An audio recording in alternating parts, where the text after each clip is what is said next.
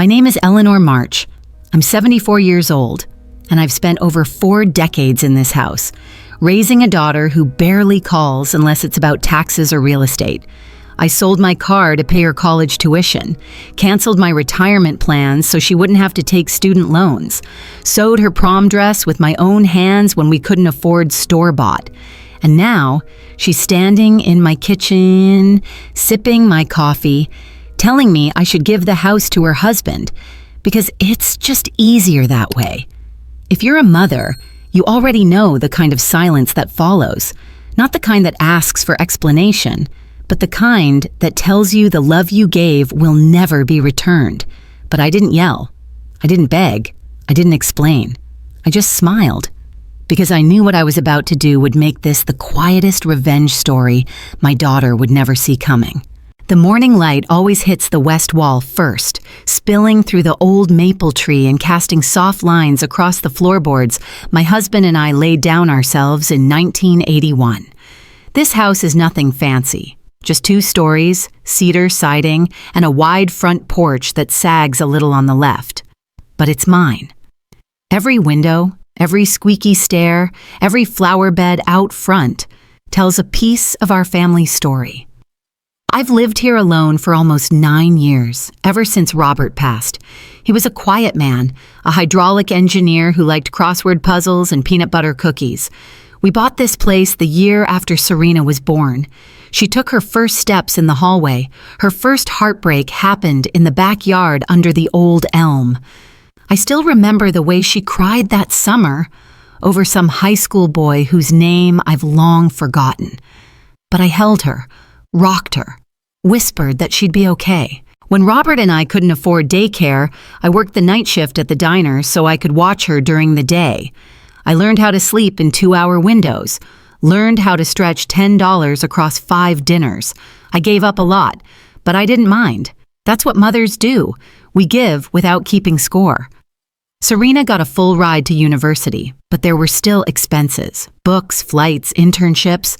When her junior year tuition bill came in higher than expected, I sold the Toyota Camry I'd had for 15 years. Took the bus to the grocery store from then on. She graduated with honors, landed a finance job in Chicago. Married Miles, sharp suit, sharper smile, always had the air of someone who thought himself above whatever room he stood in. I never liked the way he looked at me, as if I were just a polite obligation. But Serena seemed happy, so I kept quiet. After Robert died, Serena offered to help me manage the estate, as she called it. But I wasn't ready to hand anything over, not out of pride, but because I still walked these rooms and heard echoes of my life. The house wasn't an asset. It was a memory in physical form. Now, at 74, my knees ache when it rains, and I keep a pill box by the kettle. I see a nurse once a month and a doctor twice a year. I've slowed down, but I'm not lost. I still bake muffins on Sundays, still plant daisies in the spring. I'm not helpless. Julian, my grandson, visits every week. He mows the lawn, brings me library books, talks to me about his landscaping projects like I actually understand what a xeriscape is. He's a good boy, Serena's only child, and somehow he still remembers what it means to sit and listen. Last Christmas, he brought me a framed photo of me and Robert sitting on this very porch, laughing over something long forgotten. I hung it by the door. Every time I leave the house, it reminds me that once there was someone who truly saw me. Serena doesn't come around much. She sends birthday cards with gift cards inside and signs her name in that fast, flat signature of someone who's used to contracts. When she does visit, she's always rushing, always checking her phone, always talking about downsizing and long-term strategy. That's why I was surprised when she showed up last week, alone with takeout from my favorite Italian place and a forced smile on her face. She sat at my kitchen table and said she was just checking in. I should have known something was off when she offered to do the dishes. After dinner, she said, "Mom, I've been thinking, this house is a lot for you. Too much space, too much maintenance. Have you considered transferring it to someone who can manage it better?" I stared at her, thinking she meant a property manager or maybe putting it into a trust. But then she added casually, "Miles could handle the paperwork. It's simpler if it's under his name. You'd still live here, of course. That was the moment. Not when she mentioned taxes, not when she talked about easing the burden, but when she said, "You'd still live here, of course." As if I were a guest in my own life. I looked at her and realized my daughter didn't come here to help me. She came to preemptively claim what she thought would be hers. I didn't yell. I didn't argue. I poured her another cup of tea and asked how work was going. She took it as a good sign, smiled, told me she'd email Miles the paperwork. After she left, I sat on the porch and watched the wind move through the birch trees. The house felt different somehow, not less mine, but more fragile, like something that needed protection. I'm not angry, not really, but I am awake now. And when a mother wakes up, she doesn't seek revenge through fire or fury. She seeks clarity. And clarity, when sharpened with silence, becomes the cleanest kind of revenge there is. The next time Serena visited, she didn't come with pasta or smiles. She came with a clipboard. Miles followed a few steps behind her, in that stiff, lawyerly way of his, carrying a manila folder tucked under his arm like a secret. They didn't even take off their shoes. Serena barely looked around as she stepped into the living room, which still smelled faintly of cinnamon and lemon polish. She stood in front of the fireplace like she was presenting a quarterly report. "Mom, we thought we'd go ahead and streamline things." Miles had his firm draft up the initial transfer document, nothing binding, just a draft. "It's more of a formality than anything else." I blinked. "Transfer?" "The house," she said, flipping a page on the clipboard. "If we move the title to Miles now, we can avoid probate later. You'll still live here, of course. This just ensures there's no confusion." I turned to Miles, who finally spoke, his voice smooth but far away. "It's a simple quitclaim deed. No pressure. We'll file it when you're ready." "When I'm ready," I repeated, slower. "Right," he nodded. "Just good planning." They sat down without asking. Serena took the couch cushion Robert always used. I couldn't stop staring at the outline of the folder. It sat between us like a loaded weapon. She smiled the way people do when they think they're being kind, but are really just waiting for you to comply. "Mom, this is for your own good. We're just trying to help." And then, in the calmest voice, I asked, "Help with what?" "With everything," Serena said, now visibly annoyed. "Look, you've had pneumonia twice this year. You're living alone in a house that's too big. What if you fall? What if you forget to pay the taxes? This way, we take care of it all. You don't have to worry." "I wasn't worrying," I said quietly. "Until now." She laughed, light, dismissive. "Mom, don't be dramatic. We're doing this so you don't have to." Her words echoed in my chest. So I don't have to, not because I couldn't, not because I asked, but because they'd already decided I was no longer capable. I wish I could say I got up and stormed out, that I threw the folder into the fire, but I didn't. I just sat there, listening, watching, cataloging the moment in my mind like a woman at a museum, knowing she'd remember every crack in the frame. They stayed for 40 more minutes. Miles explained legal jargon I didn't ask for. Serena tried to show me how easy it would be. When they finally left, the folder stayed behind. Serena propped it up neatly on the side table like a parting gift. I didn't touch it for days. Then the voicemail started. Serena's voice, chirping, upbeat, growing thinner each time. "Hey, Mom, just checking in. Have you had a chance to sign that draft? Need help with anything? Let me know." Then finally, "We're going to need to get this done before the end of the month for tax reasons. Call me." That's when it shifted, from suggestion to demand. It's strange, isn't it? The way love can erode, not in one loud explosion, but drip by drip, like water under a door. And when you finally notice, you're already ankle deep. 1 week later, they came back, this time with a notary. "Just sign where it's highlighted," Miles said. "We'll take care of the rest." "No," I said. "I'm not signing anything." Serena's smile vanished. She sat back, folded her arms. "Why not?" "Because this is still my house," she scoffed. "It's not about ownership, it's about protection." "Then why does it go in his name?" I asked. She paused too long before answering. Because it's more efficient that way. That was the moment it broke. Not my heart. It had already been chipped at for years. No, what broke was the illusion that she ever saw me as a mother anymore. In her eyes, I was a title deed with legs, a roadblock, a liability. Miles leaned forward. Eleanor, if you're struggling with decision-making, we can arrange for conservatorship. It's common at your age. At my age, I repeated, trying not to let my voice shake. Let's not make this harder than it needs to be, Serena added. Harder than it needs to be. I stared at her, wondering if she remembered the night I sat in the ER hallway for 9 hours while she had her appendix out. If she remembered the year I worked overtime so she could have braces and not feel ashamed to smile. If she remembered anything that didn't have to do with tax shelters and retirement planning. Maybe some of you watching have been through something like this, where someone you raised starts treating you like a burden instead of a blessing. If you have, leave a comment. You're not alone. They left in silence this time. No folder, no tea, just a sharp, tight energy in the room that didn't fade after the door shut. I stood by the window long after they pulled out of the driveway. My breath fogged the glass. In that moment, I didn't feel old. I didn't feel weak. I felt clear. Let them call me stubborn. Let them say I've lost my edge. Because something in me had just returned. And it was sharper than they'd ever expect. I used to think birthdays got quieter with age. Fewer cards, fewer phone calls, maybe one cupcake with a candle if someone remembered. But I never imagined my 74th would become the day I disappeared in my own family. Serena called a week before asking if she could plan a small dinner. We'll take you out, Mom, she said. It's somewhere nice. Miles already made a reservation. It'll be good for you to get out of that house a bit. I agreed, mostly because Julian had promised to come too. Without him, I'm not sure I would have gone at all. They chose a sleek little bistro downtown, the kind with dim lighting and wine menus longer than the food options. The waiter said, "Happy birthday, ma'am."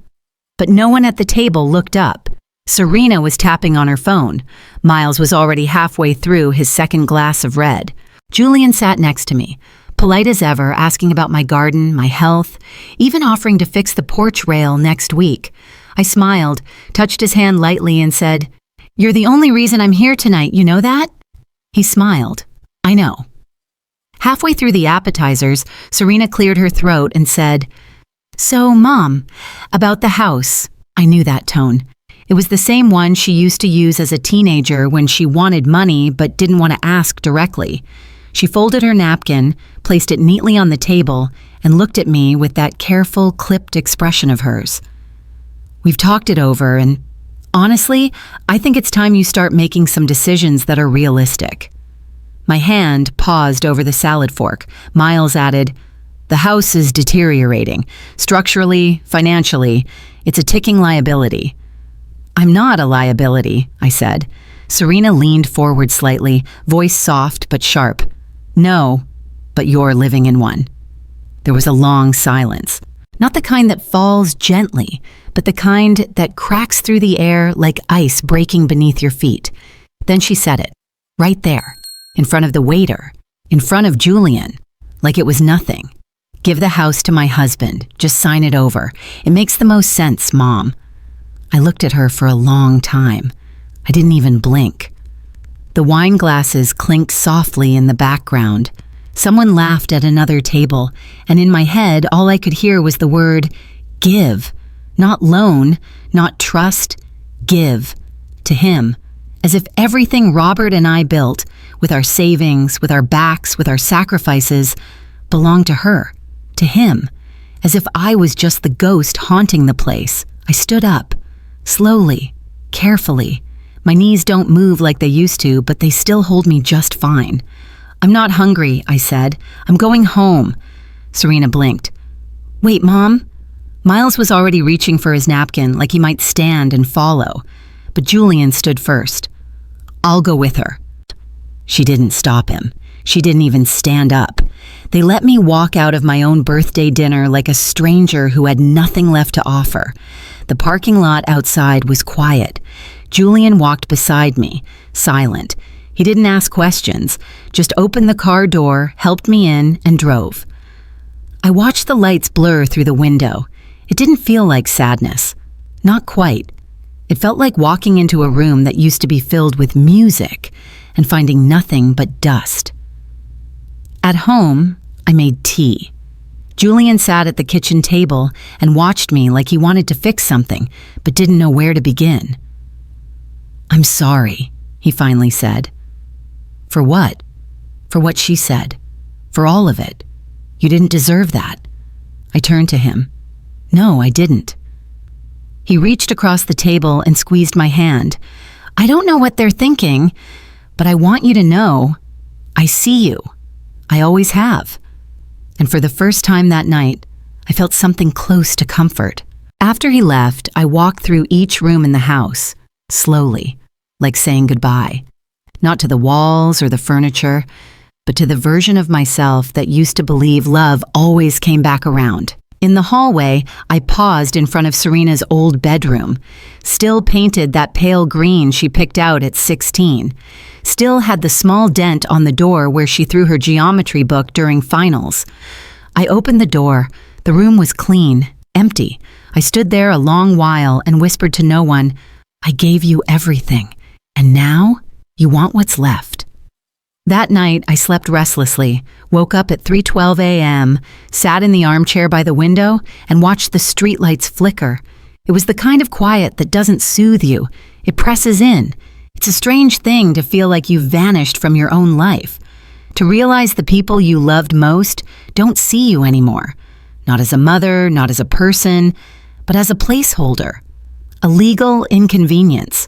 There's no funeral for this kind of loss. No sympathy cards. Just you, a tea kettle, and the sound of the refrigerator humming in a kitchen that doesn't feel like yours anymore. But even in that silence, something stirred. A breath. A pulse. A quiet flicker of understanding. If I let them erase me, they will. So I did the only thing I could. I lit the hallway lamp, opened my notebook, and began to write a list. Doctor's appointment. Legal review. Title check. Quietly, prepare. I didn't know exactly what I'd do yet, but I knew this. I wouldn't be erased quietly. I woke up the next morning with a calm I couldn't quite explain. It wasn't peace, not yet, but it wasn't anger either. It was something quieter, sharper, like standing still while the storm moves past you, and for the first time you realize you're still standing. I made coffee, fed the cat, opened the kitchen window to let in the breeze. The world hadn't changed, but I had. I no longer needed my daughter to understand me, or thank me, or even speak to me. I just needed to protect what was mine while I still could. I pulled out my old accordion file, full of property tax records, Robert's will, the deed to the house. Everything was there, yellowed with age, some pages folded at the edges. This house had always been in both our names, and when Robert passed, it passed entirely to me. It was still mine, but I knew that wouldn't stop Serena and Miles from trying to take it. I called my doctor first, scheduled a full mental evaluation. I wanted it on record. I was capable, clear, no signs of confusion, no cognitive decline. The appointment was awkward. Bright lights, clipboards, puzzles, memory tests, but I passed with flying colors. The young nurse smiled at me and said, "You've got a sharper mind than I do." I smiled back, but inside I was already 2 steps ahead. Next, I called a lawyer. Not a fancy downtown type like Miles. No, I found someone local, older, kind eyes, a quiet office above the post office. Her name was Carol. When I told her what was going on, she didn't flinch, just nodded and said, "Unfortunately, I hear stories like this all the time." She helped me update my will. I removed Serena's name completely. Every cent, every belonging, every memory would go to Julian. And one more place I'd been thinking about for years, but never acted on. "There's something else," I said. "I want to donate my home." Carol raised an eyebrow. "Donate?" "Yes," I said. "To the town. I want it to become something more useful than just another family inheritance. I want it preserved. Maybe even open to the public. A place where people can sit, remember, breathe. I want it to matter." "Are you sure?" she asked. I was. For decades, that house had been a shelter, a beating heart for my marriage, my motherhood, my mistakes and triumphs. But now it had become a battlefield, and I was done letting people wage war on sacred ground. We worked on the paperwork for weeks, quietly. No announcements, no phone calls, just signatures and stamps and silent resolve. I didn't tell Julian right away. He was busy with work, and I needed to be sure everything was done before I handed over the truth. Serena still called occasionally, short clipped messages. "Mom, we should talk. Are you okay? Why aren't you picking up? Miles says the tax deadline is coming. We need to move forward." I didn't answer. There was nothing left to say. Then one morning, I got a letter in the mail. Serena had filed for temporary conservatorship. She was trying to have me declared mentally unfit, to force control of my assets through court. I stared at the paper in my hands, stunned, but not broken. She was trying to erase me, not out of hate, but out of convenience. Because it would be easier to manage me if I didn't have a voice. But I did. I made an appointment with Carol.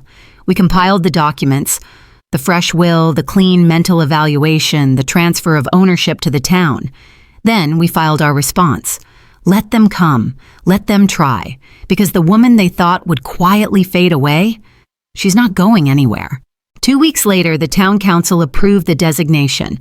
My home was no longer mine, not in the legal sense, but it would never be Serena's either. It had been gifted in full to the local preservation society. It would become the March Home Place, a public legacy garden. My name would be carved into a wooden plaque by the front gate. Visitors could walk the paths I'd tended, sit in the rocking chair on the porch, feel the history in the floorboards. A place to breathe, to remember, to honor. Not a piece of real estate. A living story. A place my daughter would never own, not even in memory. When I signed the final papers, Carol looked at me and asked, "Are you sure this is what you want?" I smiled.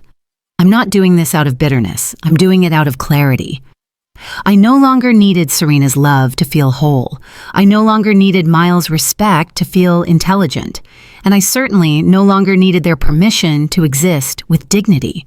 What I needed, what I'd always needed, was to feel like the life I built mattered. Now it did. Not because of applause, but because I had the courage to let go of what was never truly mine to keep. Not my daughter, not her approval, just this house. And the truth it carried. And I had finally placed it where it would be seen, remembered, and protected, long after I'm gone. The first morning after the papers were signed, I woke up to birdsong instead of tension. The light through the curtains felt softer somehow. Or maybe it was me. Maybe letting go really does make the air feel different. I poured myself coffee and stepped out onto the porch, not to watch for Serena's car or brace for another discussion about legal documents, but just to sit. For once, I wasn't defending anything. I wasn't planning or bracing. I was just being. Julian came by later that afternoon. He brought me a small wooden box and a smile that reminded me of when he was 8 years old, holding up a stick bug like it was treasure. "I made this for you," he said. "It's from the tree you and Grandpa planted in the back, the one that fell last winter." Inside the box was a small note carved into the lid. "Still rooted, still here." I didn't cry, but my chest ached in that quiet, full way. I placed the box on the mantel, right next to the old wedding photo of me and Robert, and thought, yes, still here. It's strange how small decisions become anchors. I started cooking again, not just heating up meals, but really cooking. I made blueberry pie for the librarian down the street, baked banana bread for the city workers who came to start landscaping the garden that would surround the house when it opened to the public. They didn't know who I was, just an older lady with an apron and a smile. And that felt right. I got a library card again, checked out 2 books a week, took slow walks to the park on Thursdays and fed the ducks. I signed up for a watercolor class at the rec center. At first, I felt out of place, sitting in a room full of strangers, all of us bent over brushes and puddles of color. But then I laughed at myself. I hadn't done something new for myself in 20 years. Serena didn't call. Not after the conservatorship hearing failed. Not after she got the certified letter about the will. Not even after the town's press release announcing the house donation went public. She didn't show up, didn't shout, she just disappeared. And honestly, that was the most peaceful gift she could have given me. I think about her sometimes, not with bitterness, but with something close to mourning. The girl I raised is gone. The woman who came after her made her own choices, and now I'm making mine. Sometimes people ask if I'm lonely. They say it like an apology, like being alone is something to fix. But I'm not lonely. I was lonelier the day Serena told me to sign the house over than I've ever been in this quiet kitchen with a cup of chamomile tea and the smell of lemon soap. Because now I'm choosing every moment. I'm not being managed. I'm not waiting to be appreciated. I'm simply living. And that's more than I've done in years.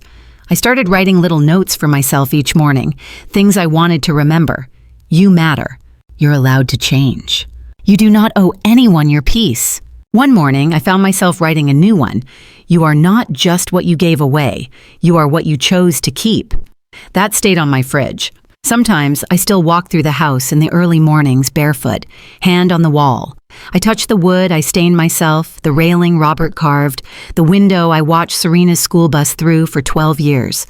It's not a goodbye walk, not anymore. It's a thank you.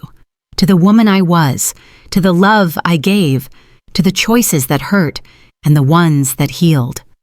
One afternoon, I watched a mother and her daughter walk past my front gate. The little girl pointed to the garden sign being installed and asked, "What is this place?" The mother said, "It's going to be something beautiful, sweetie. A place to sit and think." That was all. They kept walking, but I stood behind the curtain and smiled. That's all I'd ever wanted. Not to be remembered as a martyr, not to be repaid, just to leave something behind that said, I was here and I mattered. I still get mail addressed to Serena March sometimes, usually real estate flyers or insurance quotes. I toss them in the bin. She doesn't live here. She never really did. She passed through, took what she could understand, left behind what she didn't.